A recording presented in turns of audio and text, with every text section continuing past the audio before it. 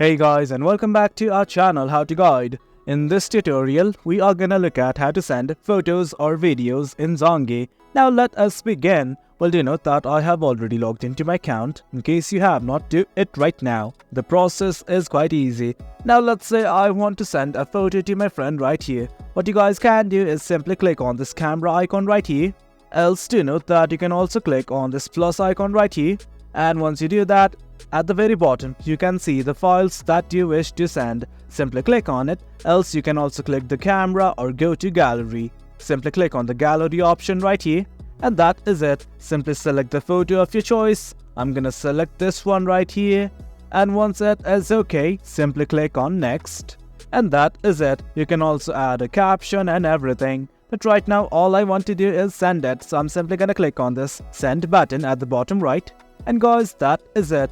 That's how you send any media in Zangi. As you can see, the process is quite easy. Well guys, this is it. Hope you guys found this video informative, and for more content like this, do remember to hit like, share and subscribe. Your support fuels us. Until next time, thank you.